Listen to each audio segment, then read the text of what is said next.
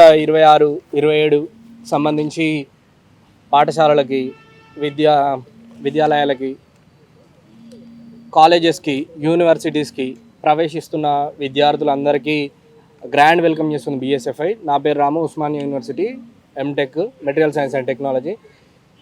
యాక్చువల్గా ఇక్కడ విషయం ఏమిటి అంటే, ఇంతకుముందుకు మా మీడియా ఇన్ఛార్జ్ కానీ, వైస్ ప్రెసిడెంట్ గారు కానీ స్కూల్స్ మీద మాట్లాడారు. కానీ ఇక్కడున్న యూనివర్సిటీ లెవెల్ కాలేజెస్ కానీ, డిగ్రీ లెవెల్ కాలేజెస్ కానీ, లేదు పీజీ కాలేజీలైనా ఏ విధంగా ఫీ రియంబర్స్ పేరిట, స్కాలర్షిప్ పేరిట ఎంత దోపిడీకి గురవుతున్నాయో మీకు క్లియర్గా అర్థమయ్యేటట్టు చెప్పాలనుకుంటున్నాం.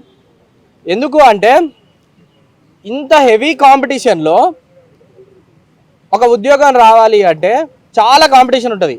అట్లే యూనివర్సిటీ లెవెల్లో కూడా ఒక యూనివర్సిటీకి రావాలంటే చాలా మందిని దాటుకొని ఆ కాంపిటీషన్లో యూనివర్సిటీకి రావాలని ఒక కళ ఉంటుంది పేదలకి, అంటే పేద బడుగు బలహీన వర్గాల విద్యార్థులకి.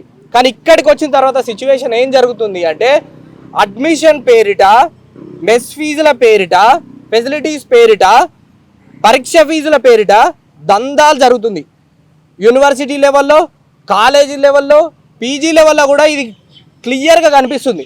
ఎందుకు అంటే, ఒక చిన్న ఎగ్జాంపుల్ చెప్తా. యూనివర్సిటీలోనే నేను పేరు చెప్పను, ఒక కాలేజు, అది ఒక ఇంజనీరింగ్ కాలేజు. ఆ కాలేజీలో ఎంతవరకు దిగజారీరా అంటే, నువ్వు కనుక నీ మెస్ ఫీజు కట్టకపోతే, ట్యూషన్ ఫీ పే చేయకపోతే, అది కూడా government, even though it is a government college, మీరు కనుక అది పే చేయకపోతే మీ యొక్క రిజల్ట్స్ కూడా చూపించబడవు అనేది క్లియర్గా చెప్తున్నారు ఆ మేనేజ్మెంట్. మీరు కావాలంటే ఇదే యూనివర్సిటీలో ఆ కాలేజ్ ఉంది, ఒకసారి కనుక్కోండి. బీటెక్ అయిపోయి, MTech అయిపోయి ఉద్యోగ పేరిటనో, లేదు అంటే హయ్యర్ ఎడ్యుకేషన్కి సంబంధించి బయటకు వెళ్ళాలి, ఫారెన్కి వెళ్ళాలి అనుకున్నప్పుడు, వాళ్ళు బయటకు వెళ్దాం అనుకున్నప్పుడు వాళ్ళు ఫీజులు కట్టలేని పరిస్థితి. ఫీజులు ఎందుకు కడతలేరు? యాక్చువల్గా it is a government college. వాళ్ళు అది ఏ విధంగా రన్ అవుతుంది? స్కాలర్షిప్ పేరిట, ఫీ రియంబర్స్ పేరు మీద ఆ కాలేజీలు అనేవి రన్ అవుతున్నాయి. అవి గవర్నమెంట్ ఇవ్వకపోతే విద్యార్థులు చేసిన తప్పేంది? ఇంకొక దందా ఏం నడుస్తుంది అంటే, గవర్నమెంట్ డైరెక్ట్ విద్యార్థుల అకౌంట్లోకే డబ్బులు వేస్తారు. అసలు మిమ్మల్ని ఎవడు అడిగిండు విద్యార్థుల అకౌంట్లోకి డబ్బులు వేయమని? ఎవడు అడిగిండు మిమ్మల్ని? మీరు మా అకౌంట్లలోకి డబ్బులు వేస్తారు. అవే డబ్బులు కాస్త కాలేజ్ మేనేజ్మెంట్కో, కాలేజ్ అకౌంట్స్కో వేస్తే అవి క్లియర్ అవుతాయి. ఆ స్కాలర్షిప్సో లేకపోతే మెస్ బిల్లులో మీరు ఏవైతే మాకు పంపిస్తున్నారో అవి డైరెక్ట్ కాలేజ్ అకౌంట్లో వేస్తే సరిపోతుంది కదా. మా అకౌంట్లోకి ఎందుకు పంపడం? మీరు పంపుతున్నారు కరెక్టే. ఎప్పుడు పంపుతున్నారు? వాడి సెమిస్టర్ అయిపోయిన తర్వాతనో, స్టూడెంట్ యొక్క సెమిస్టర్ అయిపోయిన తర్వాతనో, వాడి ఇయర్ అయిపోయిన తర్వాతనో పంపుతున్నారు. బిఫోర్ దట్ 40,000, 50,000, 60,000, 70,000 ట్యూషన్ ఫీలు ఉన్న కాలేజెస్ కూడా ఉన్నాయి. వాటి సంగతి ఏంది?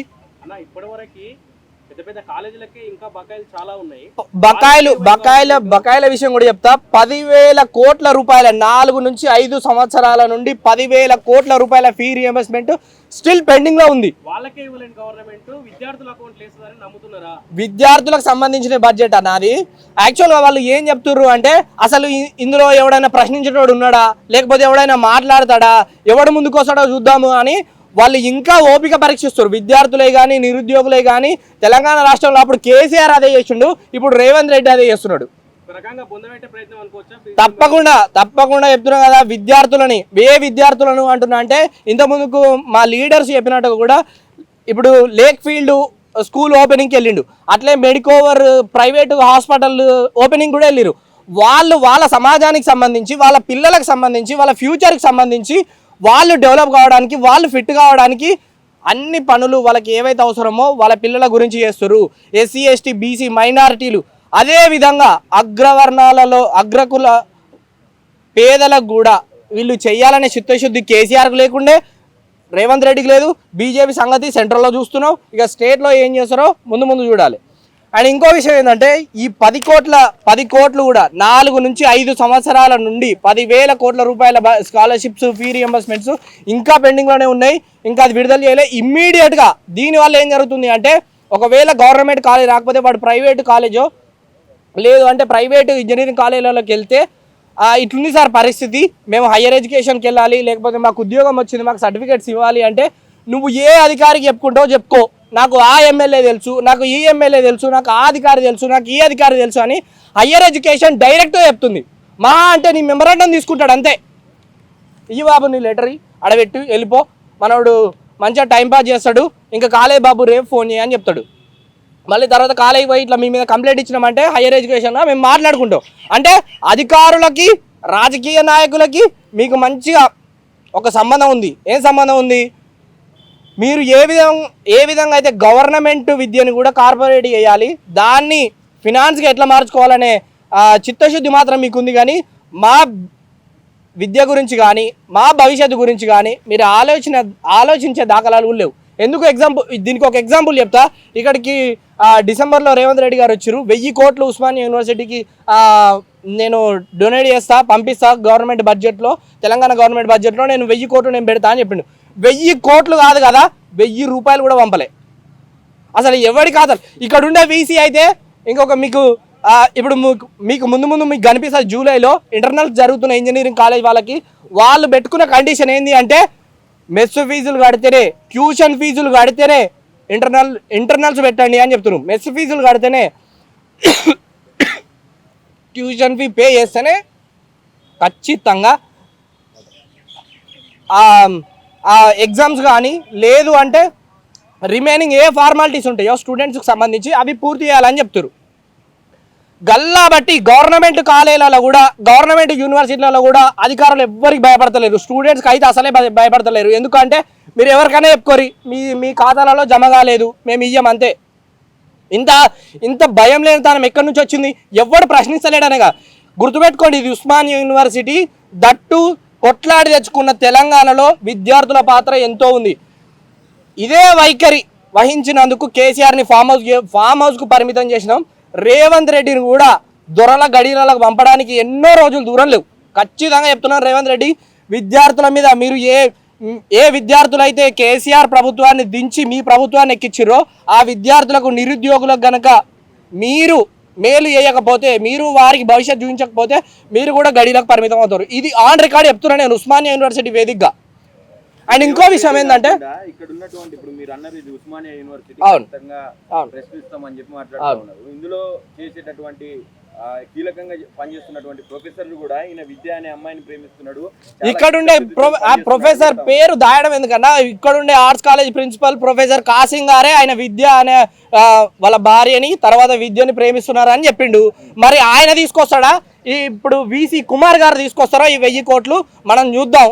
ఎందుకంటే అకాడమిక్ ఇయర్ స్టార్ట్ అయిపోయింది, కొత్త పీజీ అడ్మిషన్స్ వస్తున్నాయి, పిహెచ్డి అడ్మిషన్స్ వస్తున్నాయి, ఫెలోషిప్స్ ఎట్లా ఇస్తారు, స్కాలర్షిప్స్ ఎట్లా ఇస్తారు, ఈ కాలేజ్ మెయింటెనెన్స్ ఎట్లా జరుగుతుంది అనేది మనం కూడా త్వరలోనే చూద్దాం. అసలు వాళ్ళు ఏం చేస్తారు, వాళ్ళకి ఏ చిత్తశుద్ధి ఉంది అని. అండ్ ఇంకో విషయం ఏంటి అంటే రేవంత్ రెడ్డి గారు యువ వికాసం, రాజీవ్ యువ వికాసం, దానికి 5 లక్షల బడ్జెట్ కార్డు రూపంలో మీకు ఇస్తాం, మీరు ఖర్చు పెట్టుకోరు అని చెప్పారు. అసలు 5 లక్షలు కాదు కదా, 5 పైసలు కూడా ఎవరి ఖాతాలకు వచ్చిన దాఖలాలు లేవు. వచ్చినాయా? మాకు రాలేదు, మీకు రాలేదు. స్కాలర్షిప్స్ అట్లే మిగిలినాయి, ఫీ రియంబర్స్మెంట్స్ అట్లే మిగిలినాయి, మీరు ఇస్తాను 5 లక్షలు కూడా అట్లే మిగిలిపోయినాయి. అసలు మీరు ఏం చేద్దాం అనుకొని విద్యార్థులకు అన్ని ప్రలోభాలు వలికి మీరు అధికారంలోకి వచ్చిర్రు అనేది మాత్రం విద్యార్థులు మేలుకొని గద్దె దింపే ప్రయత్నం చేస్తే తప్ప రాజకీయ నాయకులకు బుద్ధి రాదు.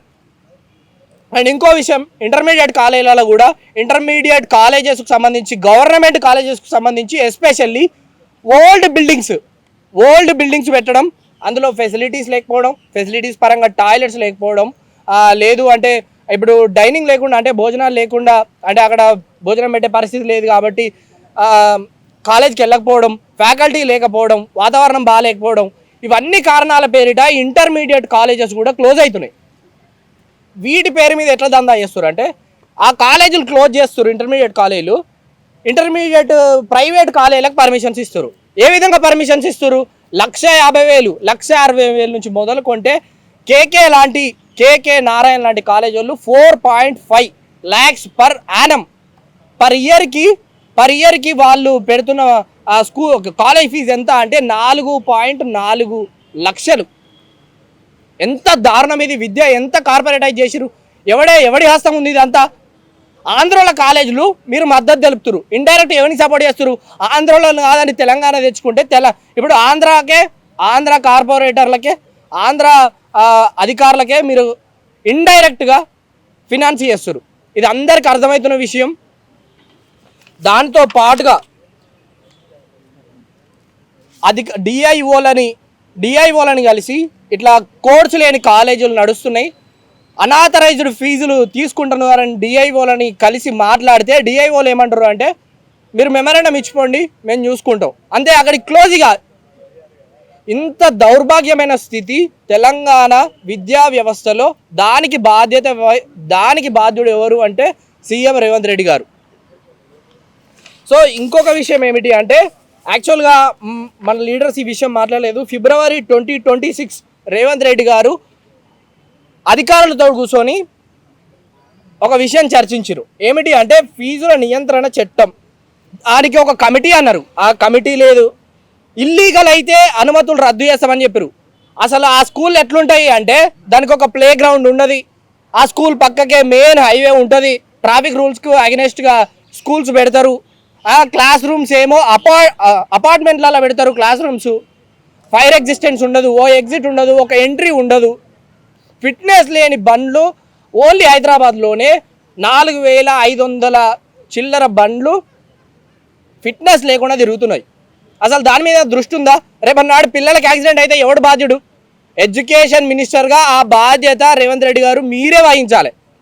అండ్ ఇంకో విషయం, మీరు అంటారు ప్రతి విద్యార్థికి 1,08,000 రూపాయలు మేము ఖర్చు పెడుతున్నాం అని చెప్తారు. అసలు ఇప్పటికీ కూడా దౌర్భాగ్యం ఏంటంటే స్కూల్లో యూనిఫామ్స్ లేవు, స్కూల్స్లో బుక్స్ రాలే, నోట్స్ రాలే, ఇంకేం రాలే, కానీ 1,00,000 రూపాయలు ప్రతి విద్యార్థి ఖర్చు పెడుతున్నారు అని చెప్తారు. అసలు ఎవరిని కళ్ళు కప్పాలని చెప్తారు మీరు ఇవన్నీ? బడ్జెట్ ఏమో 8.3 బడ్జెట్ ఉంది. యాక్చువల్గా ఆ బడ్జెట్ని ఇప్పటిదాకా మా లీడర్ మాట్లాడినట్టు ఖచ్చితంగా స్టేట్ బడ్జెట్ 8.3 ఏదైతే ఉందో అది 15%కి ఇంక్రీజ్ చేయాలని BSFI డిమాండ్ చేస్తుంది. యూత్ ఇండియా ఇంటిగ్రేటెడ్ స్కూల్ పేరిట 4,000 స్కూల్స్ తీసుకొస్తాం, 24,000 స్కూల్స్ 24,000 స్కూల్స్ ఉన్న తెలంగాణలో వాటిని కాస్త 4,000 కుదిస్తాము అని చెప్తున్నారు. అప్పుడున్న ప్రభుత్వం కేసీఆర్ ఏమన్నాడు? KG to PG ఉచిత విద్య, అది కూడా ఇంగ్లీష్ విద్య అని చెప్పిండు. అది ఇంప్లిమెంట్ చేసిండా? చేయలేదు. రేవంత్ రెడ్డి ఇప్పుడు ఏమంటున్నాడు? యంగ్ ఇండియా ఇంటిగ్రేటెడ్ స్కూల్స్ అని చెప్తున్నాడు, 4,000 కుదిస్తుండు. దీనివల్ల ఎవరు నష్టపోతాడు? ఊర్లలో ఉండే స్టూడెంట్స్ నష్టపోతారు. గూడాలు ఉంటాయి, తండాలు ఉంటాయి, మాదిగ పల్లెలు ఉంటాయి, మాల పల్లెలు ఉంటాయి. అసలు దగ్గరుంటేనే వెళ్ళలేని పరిస్థితి, ఎందుకంటే వాళ్ళ ఫినాన్షియల్ కండిషన్, జీవన విధానం ఆ విధంగా ఉంటుంది కాబట్టి వెళ్ళలేని పరిస్థితి. మీరు ఎక్కడో స్కూళ్ళు పెట్టి 4,000 స్కూళ్ళు పెట్టి రాష్ట్రం మొత్తం చదివిస్తాము అంటే దానికి దేనికి సంకేతం? అందులో నష్టపోయేది ఏంటంటే ఫ్యూచర్లో కూడా ఉద్యోగులు, టీచర్స్ నష్టపోతారు. దానితో పాటు ఫ్యూచర్కు సంబంధించి ఉద్యోగాలు వేయాల్సి వస్తే ఓన్లీ 4,000 స్కూల్స్కు మాత్రమే ఉద్యోగాలు వస్తాయి. ఆ విధంగా కూడా ఉద్యోగ పరిమితి తగ్గిపోతుంది. ఐ మీన్ ఆ నంబర్ ఏదైతే ఉంటుందో, నిరుద్యోగుల నంబర్ ఏదైతే ఉంటుందో అది ఇంక్రీజ్ అవ్వదు.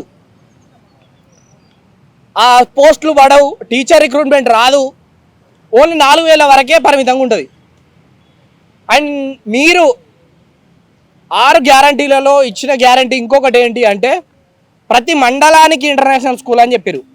మీ గ్యారంటీలనేమో ఇంటర్నేషనల్ స్కూల్ అని చెప్తారు, ఇప్పుడేమో ఇంటిగ్రేటెడ్ యూత్ ఇండియా స్కూల్స్ అని చెప్తారు. మళ్ళీ బయట పోయి పెద్ద పెద్ద ఇంటర్నేషనల్ స్కూల్స్ ఓపెన్ చేస్తారు. ఇవన్నీ జరుగుతున్నాయి.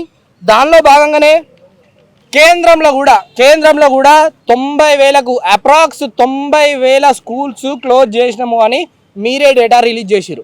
Almost 90,000 schools in a decade. ఈ 10 సంవత్సరాలలో 90,000 స్కూల్స్ మీరు క్లోజ్ చేసినా అని చెప్తారు. దీనివల్ల ఎవరికి నష్టం? మా పేద బడుగు బలహీన వర్గాలకే నష్టం.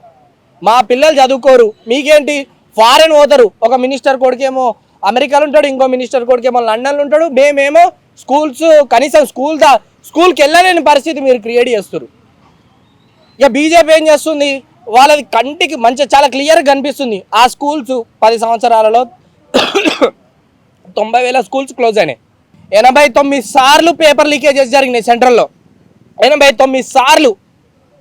ఇక ఇవన్నీ మేము మాట్లాడితే ఇప్పుడు కేసీఆర్ మళ్ళీ ఏమనుకుంటాడు అంటే అరే బీజేపీని తిడుతుర్రు, కాంగ్రెస్ని తిడుతుర్రు, ఇది నాకు ఫెచ్ అవుతుందేమో అనుకుంటారు, కానీ అసలు మీరు చేసిన భాగవతమే ఇక్కడ వరకు వచ్చింది.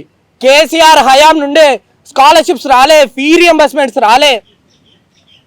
ఇప్పుడు ప్రతిసారి ఇంకా మీరు బీజేపీ గురించి, పేపర్ లీక్స్ గురించి మాట్లాడుతున్నారు, కానీ తెలంగాణ ప్రజలు మర్చిపోలేదు. ఇంకా మీరు చేసిన రాష్ట్రంలో లీక్ చేసిన గ్రూప్ 1 పేపర్లు, గ్రూప్ 2 పేపర్స్, ఏఈ పేపర్స్ ఇంకా రికార్డులోనే ఉన్నాయి. అందరు గుర్తుపెట్టుకునేవారు. మీరు నిరుద్యోగులతోటి ఆడిన ఆట, ఆ చెలగాటం మిమ్మల్ని దింపింది. రేపు రేవంత్ రెడ్డి దింపుతుంది. ఇక బీజేపీ రాష్ట్రంలో మేము ప్రయోగాలు చేసి అధికారంలోకి వద్దామనుకుంటారు, కానీ అడ్రస్ లేకుండా, బీజేపీని కూడా అడ్రస్ లేకుండా తెలంగాణ రాష్ట్రంలో ఇంటికి పంపుతాం. అది కూడా బిఎస్ఎఫ్ఐ ఆధ్వర్యంలోనే జరుగుతుంది. ఎందుకు అంటే ఇవన్నీ పరిణామాలను దృష్టిలో పెట్టుకొని బిఎస్ఎఫ్ఐ కూడా ఒక రాజకీయ పోరాటం సాగిస్తుంది. రాజకీయ పోరాటంగా ఏదైతే బడుగు బలహీనలకు, బహుజన వర్గాలకు మేలు చేసే రాజ్యం ఏదైతే ఉంటుందో అది ఖచ్చితంగా తెలంగాణలో మేము ఎస్టాబ్లిష్ చేయడానికి, రాజకీయంగా కూడా పూనుకోవడానికి మేము వెనకాడబోము. బహుజన రాజ్యమే సాధనకై బహుజన స్టూడెంట్ ఫెడరేషన్ ఆఫ్ ఇండియా ముందుకు సాగుతుంది. ఇంత చక్కటి అవకాశం ఇచ్చిన మీడియా మిత్రులకి, పాత్రికేయ మిత్రులకి, లీడర్స్కి అందరికీ పేరు పేరున జై భీమ్ తెలుసుకుంటూ థ్యాంక్ యూ. జై భీమ్, జై భారత్.